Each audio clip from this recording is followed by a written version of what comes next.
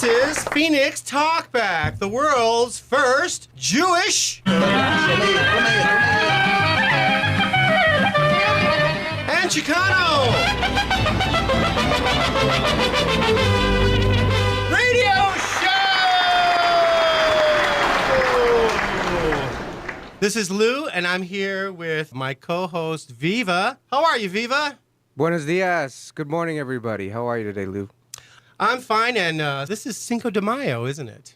Happy Cinco de Mayo, everybody. I hope everybody's up bright and early after out celebrating last night, and as they continue throughout the day to celebrate Cinco de Mayo, a wonderful holiday for all of us here. That's right. And so we'll talk a little bit about that. And coming into the studio today will be Cesar Valdez. He's a dreamer, and he wrote a poem called Undocumented in Arizona, and we're looking forward to having him step up to the microphone and tell us a few things about what it's like to be a dreamer undocumented in Arizona.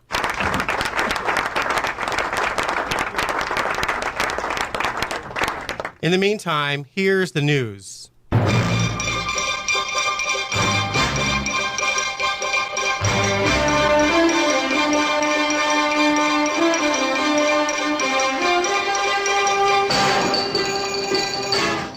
This past week, it was May Day, the International Workers of the World Day. And there were protests all over the world, including in Phoenix. In Phoenix, about 300 people gathered at Arizona State's Capitol to protest in favor of the comprehensive immigration reform bill that's going to be making it through the Congress. From the Capitol, activists then marched a mile and a half to join a union picket line at the Hyatt Regency Hotel, where they demanded that an immigration overhaul include fairness for workers. And let's also include the fact that protests also took place in India, where recently a building collapsed on garment workers, killing 400 people or more. About 100 out of the remaining 166 inmates at Guantanamo are continuing their hunger strike since they were prompted by a raid on April 13th in response to inmates covering up cameras. About half of the inmates are from Yemen and have been cleared for removal under the National Defense Authorization Act. And while President Obama may not be able to convince the U.S. Congress to close Guantanamo, he can go ahead and start removing inmates out of indefinite detention. In Arizona, a 35-year-old grandmother is being charged in the death of her 3-year-old grandson after the grandson got a hold of her gun and killed himself. And what was the grandmother doing at the time? Well, a crack pipe was found nearby, so you figure it out. Rachel Spry is being held in lieu of a $500,000 bond. An administrative law judge and now a Superior Court judge have agreed that Maricopa County Attorney Bill Montgomery erred when he decided to refer the campaign finance case against Attorney General Tom Horne and his outreach director Kathleen Wynne to the Arizona Secretary of State Ken Bennett, who then sent it back to Montgomery. Arizona law 16-924 specifically states that the Secretary of State shall notify the Attorney General for a violation regarding the statewide office or the legislature. Horne is accused of colluding with a PAC for him headed by Wynne, and this is contrary to what is allowed under Citizens United. Carlos Garcia of Puente grilled Bill Montgomery at a public forum, and we'll have that audio coming up here on this show. People will soon no longer be able to carry parrots, squirrels, cats, and ferrets into Arizona restaurants, claiming that they are service animals under a new law that restricts the type of animals people can use to help them in public places. Attempts by some people to claim that their pet is providing an emotional comfort service are now seen as a ruse that has frustrated some restaurant owners and is explicitly forbidden by the new law, which goes into effect later this year. Only 2 kinds of animals will be recognized as service animals for the disabled in Arizona: dogs and miniature horses. And you know, Viva, these are the kind of laws that Arizona passes. No bills for jobs, except that now no longer will parrots, squirrels, cats, and ferrets be able to work and will have to draw unemployment compensation. You know, when I hear things like that, I feel buyer's remorse. My tax dollars are being spent on something like this. You know, this is definitely bad news for my ferret, but good news for my miniature horse. That's right. Will Jodi Arias have to do handstands in prison for the rest of her life? We'll find out next week. Today is Cinco de Mayo, which commemorates the Mexican Army's unlikely victory over French forces at the Battle of Puebla on May 5th, 1862, under the leadership of General Ignacio Zaragoza Seguin, thus ending... Seguin. Well, actually, I knew some folks down the street in my hometown that they call themselves Seguins. That was probably just for your benefit. Probably. Okay. Well, at any rate, the general was successful, and this through this battle, this victory, it ended French occupation over an unpaid debt incurred out of the Mexican-American War years earlier. While Cinco de Mayo is not Mexican Independence Day, it helped establish a much-needed sense of national unity and patriotism that the Mexican David defeated the French Goliath. And since that day, the victory at the Battle of Puebla, no European country has subsequently invaded any place in the Americas. And so that's the news.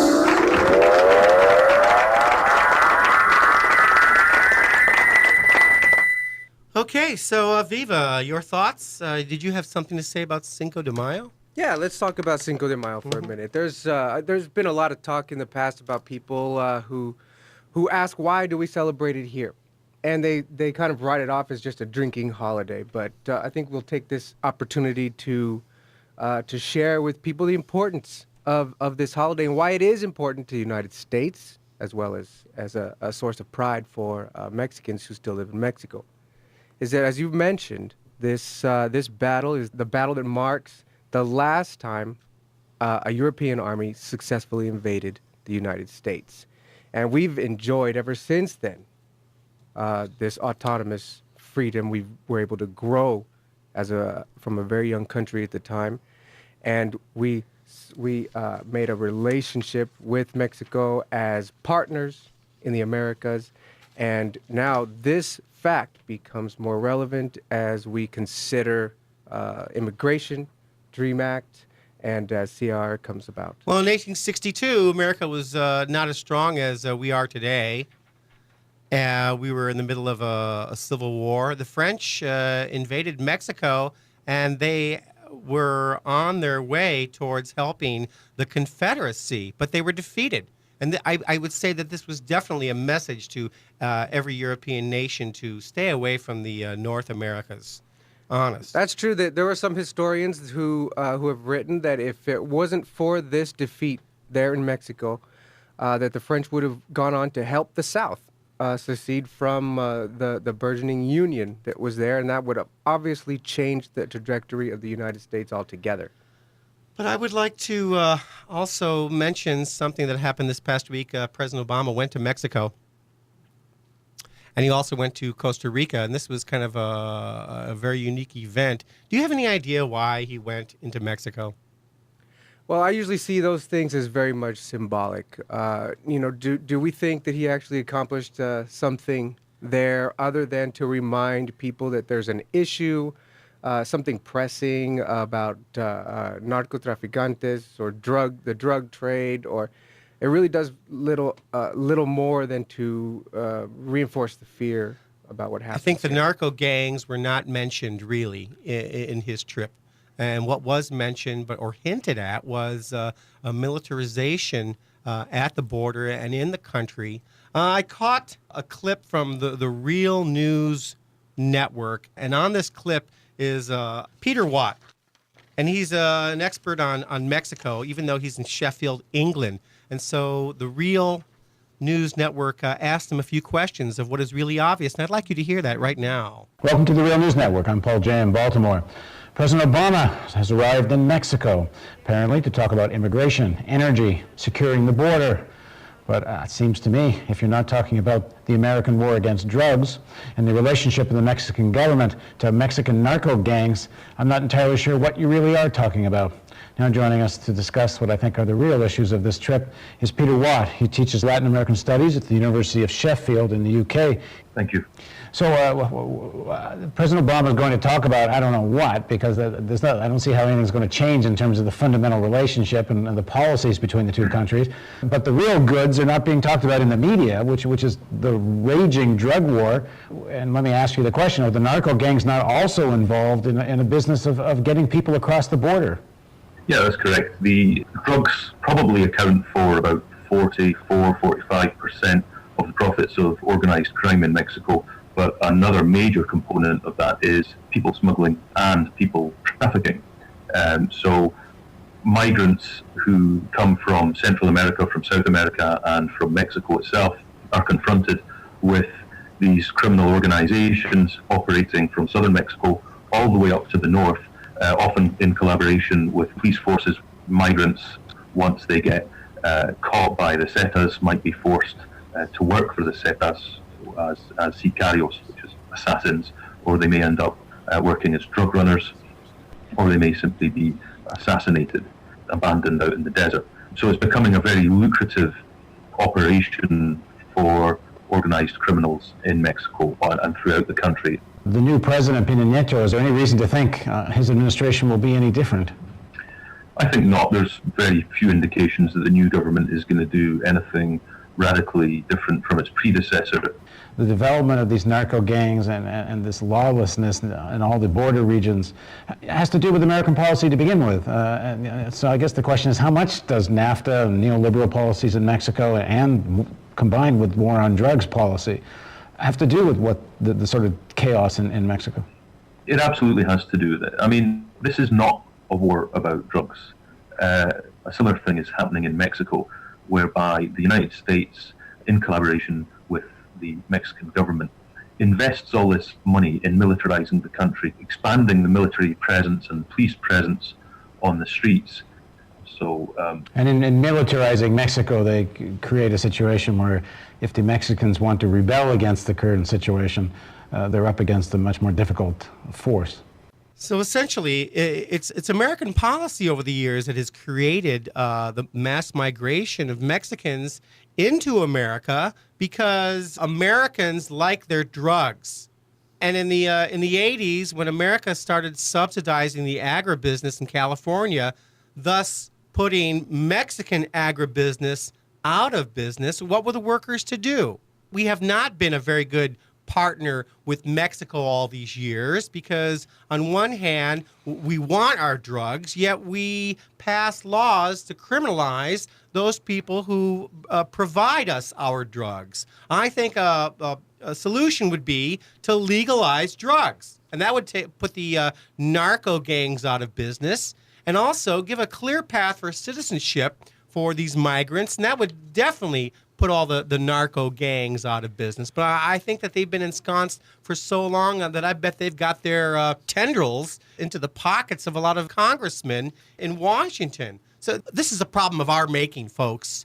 This is a problem of our making. Well, this is what I was referring to earlier, is that the inherent danger in characterizing the immigration conversation and the subjects of immigration, who are the Mexican people, associating them with something that is so scary, like the drug trafficking here in the United States, and things that people think are inherently bad. So the longer we continue to have that conversation in relation to immigration, it is a detriment to the immigration movement, and it is a detriment to the character that others will see Mexicans as having inherently.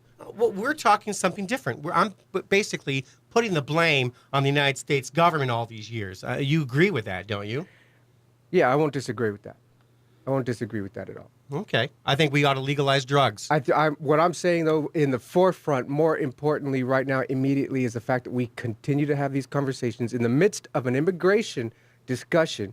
which causes people to think not about immigration and how good people are and what the contributions they could make to our country. Rather, it causes them to think about negative things like drugs, or that continue to associate them with things that we think are problems in our country. You know, folks, if you agree or if you disagree, please call us up here at Phoenix Talkback.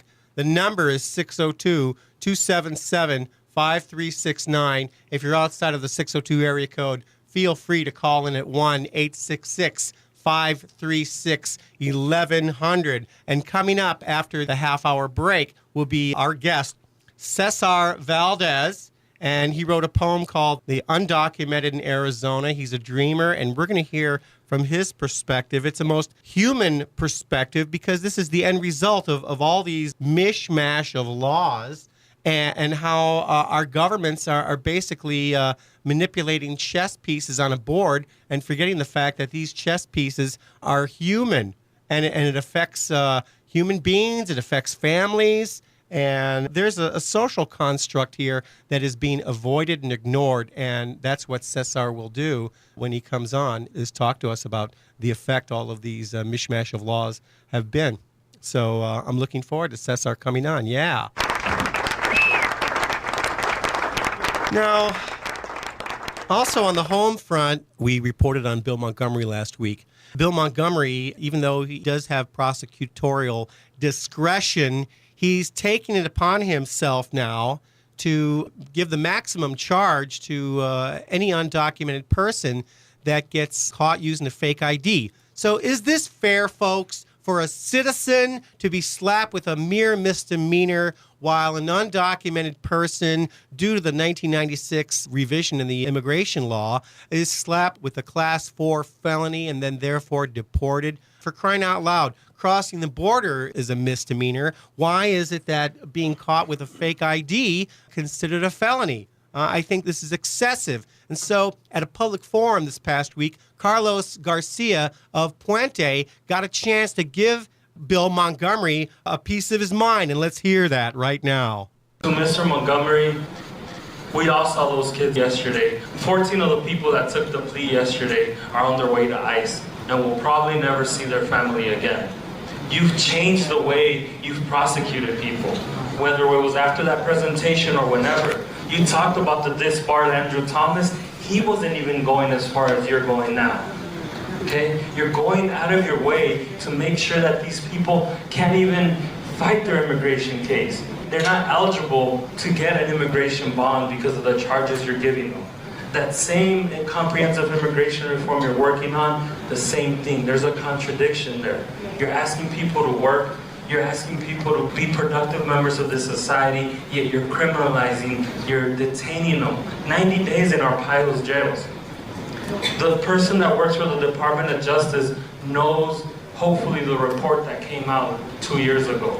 The Department of Justice has said the worst case of racial profiling is happening in Maricopa County. The sheriff and these raids are not okay. They've been condemned by the Department of Justice. They've been condemned by everyone. Those same people, any other place in the country, any other place but Maricopa County would not be going through this. You know this. And the fact that we're comparing to the students that get the same charges for buying beer or drinking underage, it's not saying that it's the same case. It's saying that you could treat it in that way. With Sol, the case you talked about earlier, you gave her a misdemeanor. That's what we're asking. But if the raid itself, the way people were brought in is unjust, has already been documented as something that's racially motivated, why are you prosecuting that? I think that's the question we want to know from you. Because we see two people. We see someone that sounds like you want to work with us, that has aspirations to represent the whole state.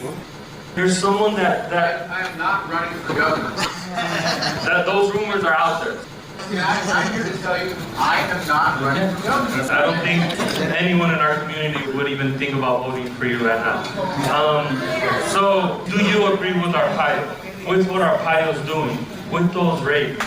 I think that's the question. Right now, to us, you look no different than our pilots, and that's where we're at right now.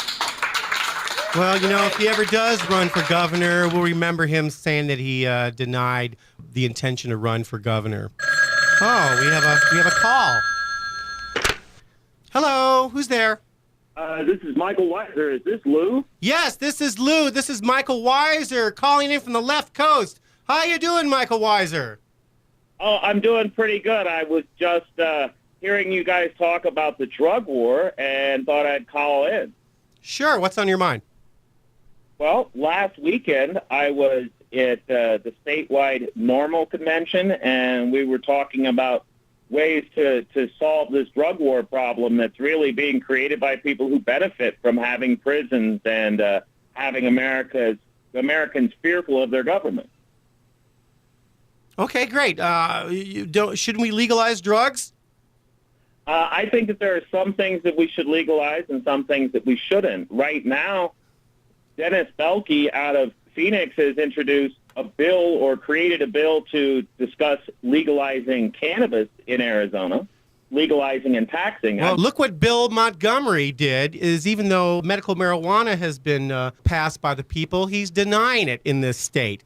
Well, right now in federal cases at least, and in some state cases, the way that the laws are written, people who are in medical marijuana programs are prevented from having that introduced as evidence in their court trial. Michael, let me ask you a question here. Do the people like yourself in NORML and the people in these conferences, how do they feel about this war on drugs and about the way that we've mentioned earlier, the way that people are characterizing the border and the necessity for such militarization and harsh laws? Well, let me say that I am not an officer in NORML. I am a political activist in Western Arizona and attended the meeting to speak on what I've been working on for medical marijuana regulations in this state. However, with that caveat, I will say that the leadership that I talked to expressed a feeling of seeing the drug war as a demonization of citizens, seeing the drug war as an unnecessary provocation against one of our favorite trading partners, Mexico. They see it as not just demonizing drug users, but also demonizing Mexico as a culture. And I think that's a sad turn that we're trying to benefit that way. Michael, I'm glad you can see that, and I want to thank you for your call. We're coming up on a break, and I encourage you to stay tuned. So thank you for calling the show. Thank you. I will stay tuned for the break, and I encourage you to listen. I believe one of your callers is Dennis Bohlke, who has this new piece of legislation that might be able to make a change in this issue. Okay, thank you.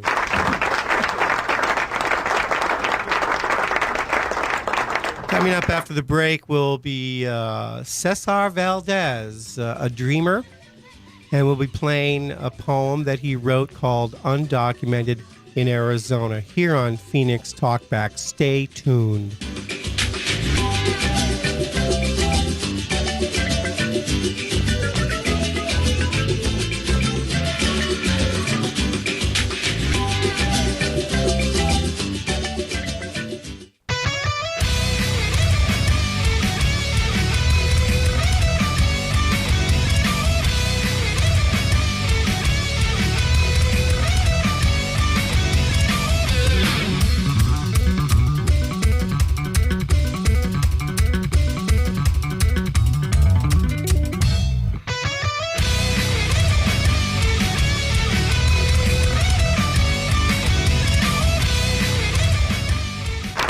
Okay, we're back on Phoenix Talkback, and I thought someone was going to call it. Oh, there it is.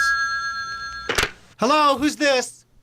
This is Dennis Bohlke. Hi there, how are you? Well, I'm doing just fine. Michael told me about your radio show, and I listened in, and I just couldn't help myself. I thought I'd give you a call. That's great. We only have a minute. We have a guest in the studio. What's on your mind? Well, you were talking about Bill Montgomery, and in my research to write a initiative to legalize marijuana, I came upon a video with Bill Montgomery where he states that only the morally religious people, citizens, can expect constitutional protection and rights in this state. Well, that's where he's wrong, because morality has nothing to do with it, really. Religion has nothing. Not in his way of thinking. And this this debate is a debate that he did not want taped, but Anonymous did.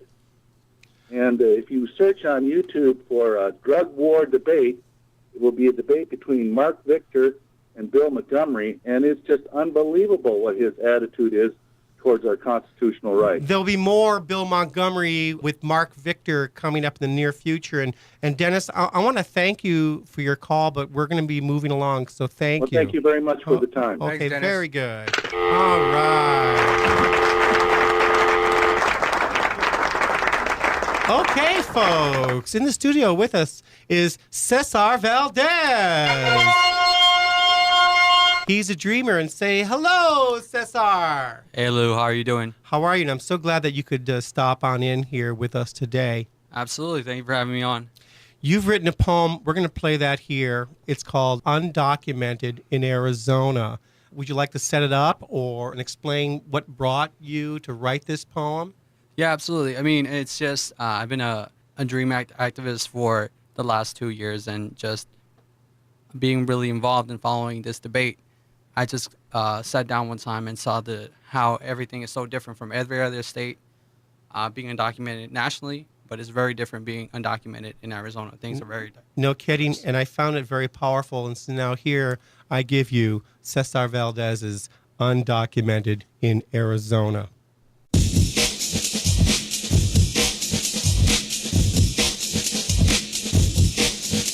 My name is Cesar Valdez. This is a poem called Undocumented in Arizona. The first phase, depression. The 4 years of high school that it took to graduate so I could go to school and get an education comfortably, this feels like my demise, waking up in the morning and asking, what's the point? Why get up? School is done, work has been denied to me, and I have nothing else to live for. There are times I was tempted to save everybody the time and money and deport myself. It's a surreal feeling. This can't be good for my health. Am I really alive? Does my existence mean anything to anybody at all? The second phase, anger. My current state is overwhelming, uncertain, hiding behind a curtain. My life rots like a foul odor of urine. Yes, an emotional burden that weighs heavily on my family's shoulders. It's heavier than any boulder, a constant state of anger, doing everything I can to contain it as my keep this mental and physical exhaustion from this too much. No financial aid from the government. A permit to work is absent. No driver's license for transportation. Out-of-state tuition. Community college is out of reach, 3 times higher than regular fees. A university education is an even more drastic and unprecedented fortune. It's an entire system that is structured against you. How do you take on an entire system?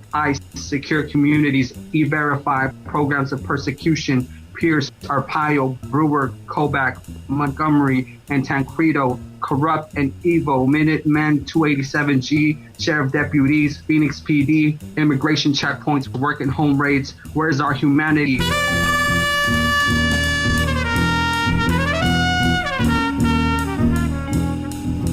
SB 1070, state crime to be in Arizona undocumented. Show me your papers because you look like an alien. Prop 300, Prop 100, Mitt Romney. I'll veto the DREAM Act. Self-deport, SB 1070 model for the entire nation. Attrition through enforcement. But hold on, I don't mean to sound incoherent. I have good values. I'm a good Mormon that follows all of the 10 commandments. I can't win in this system. I'm meant to fail. And when I do fail, when I fall flat on my face, applying for jobs that want my non-existing papers, I'm looked down upon, humiliated.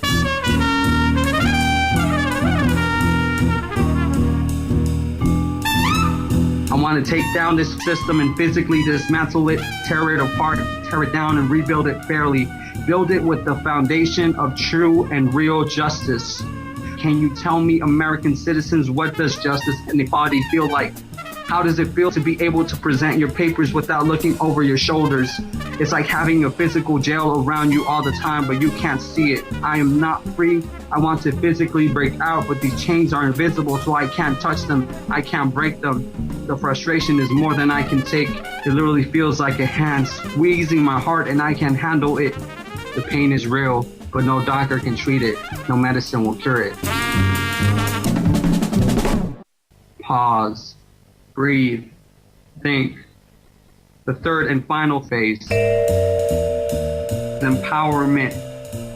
I still want that job. I want to put my degree to good use. I will take what I know, what I learn, and put it in full force, driving it up the system and all who work for it, who want me to play in its rigged, corrupted game. Dear DHS, dear ICE, and every immigration officer who would love to see me deport myself. Wipe that ugly, smug smile off your face because I'm about to rewrite every rule you spent your life enforcing. They love to see me silent, depressed, and scared. I exist. You choose to ignore us, so we will be in your face, on your television, on the news, in the newspapers, on the radio, at the Democratic National Convention, being the first undocumented immigrants in history to speak there, making international news. We will block your way to work. Do the unthinkable and get arrested. We will let every person, every officer, every politician, bureaucrat, Republican, Democrat, every citizen know that we will not stop fighting until we are integrated for the Americans that we are. We are rising above the oppression.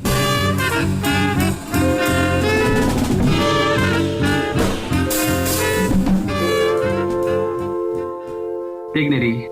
You won't find my dignity on any social security card, passport, or license. Dignity is what gives me the courage to say in the face of the biggest bigot that I'm fighting for nothing short of full, equal human rights. The same rights that people take for granted every single day. Does my existence offend or threaten you? We are Latino rebels challenging the status quo, having the audacity to force change in this country. I refuse to stay home, to stay asleep, refuse to stay silent, to play by the rules. We will confront unjust laws unapologetically. We will break the fear in Chicago, Atlanta, New York, Florida, California, Arizona, Nevada, Texas, New Mexico, and all across this country. Things don't get better, we grow stronger. Passion, we got it. Talent, we overflow in it. Our people do not quit. Dolores Huerta, Cesar Chavez, Malcolm X, Dr. King, the Chicano movement, the farmer workers movement, the Dream Act movement.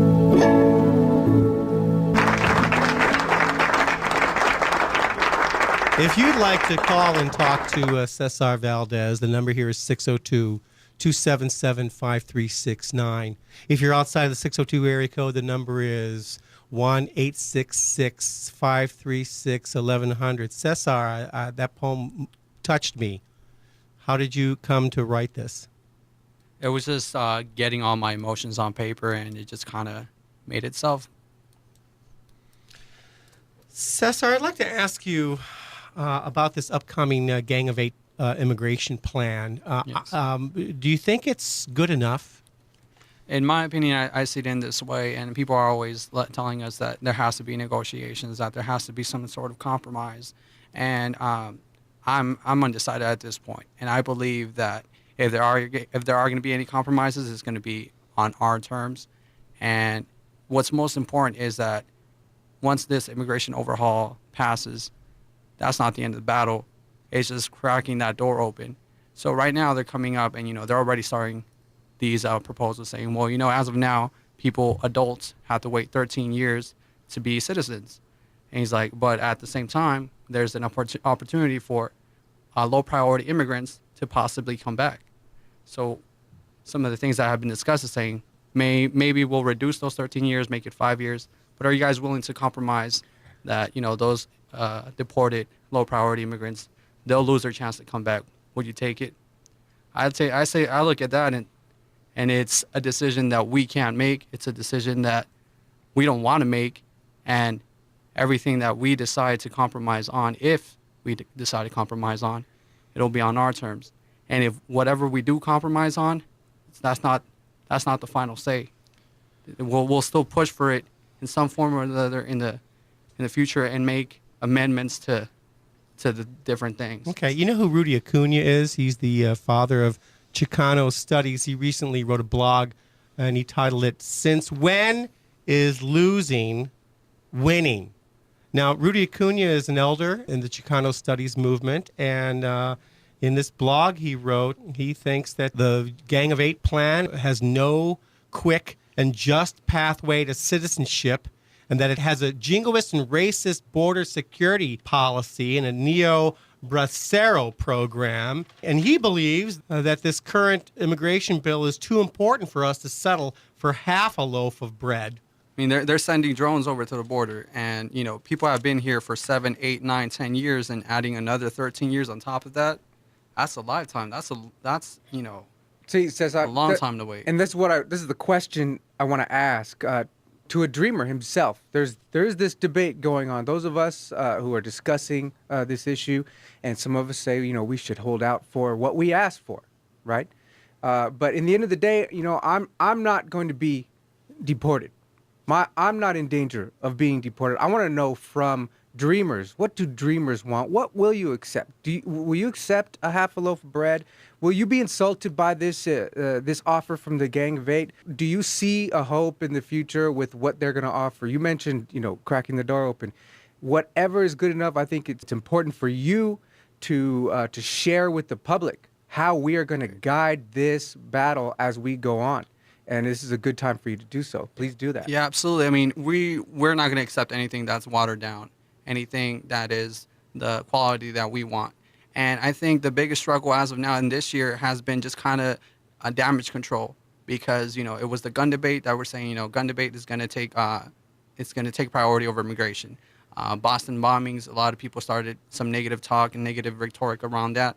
So it's just controlling, doing damage control, and at the end of the day, when July and when August comes around, we want, as we say, the whole enchilada.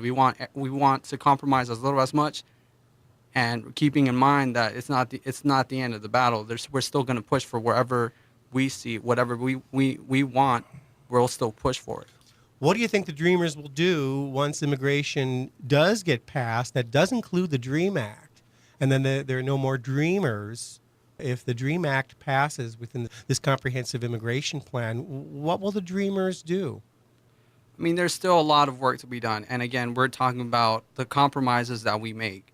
We want to make as little compromise as we can, and whatever we can gain back after the immigration overhaul has been passed, we're going to fight for it. We're going to advocate for it.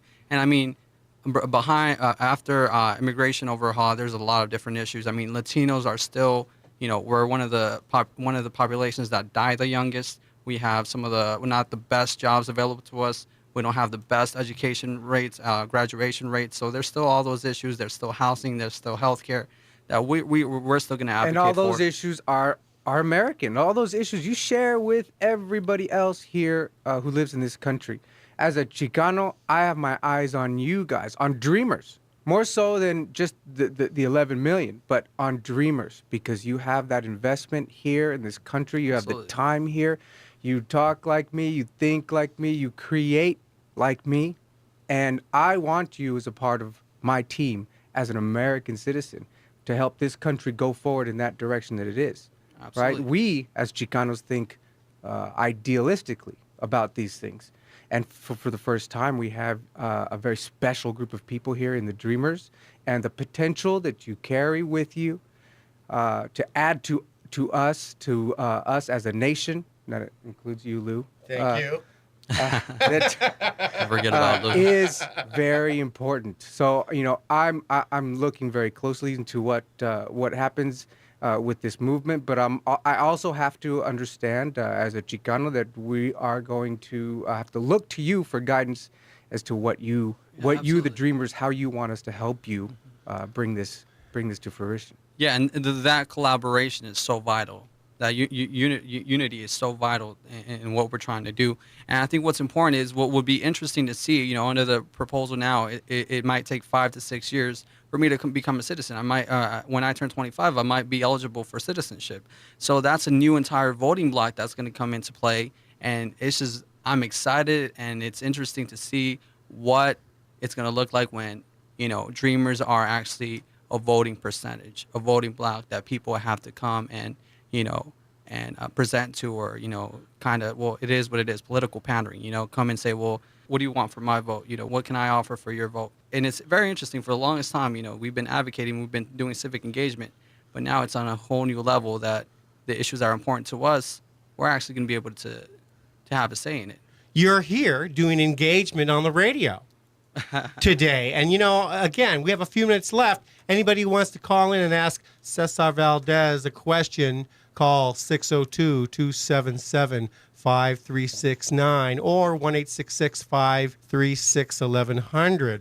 Are you familiar with the movement in Texas? Chris Kobach wants to sue to eliminate DACA.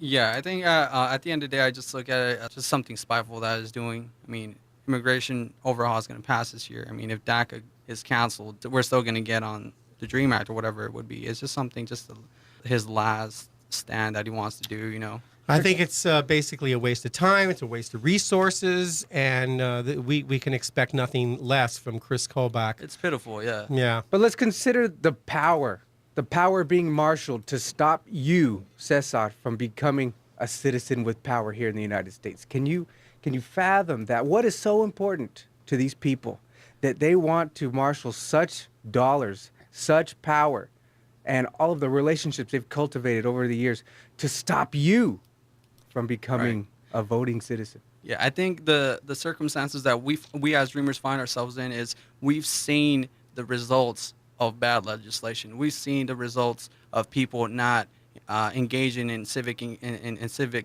advocacy, registering to vote, turning out low priority voters, and we've seen the results of it. We've seen the legislation that's come out of it. We've seen the oppression that has led to it. So for us, I think for them it's so dangerous to see us, excited about getting on this pathway, excited about being integrated into American society, because they know that we're gonna keep an eye out and we're gonna be advocating for the things that are most important to us.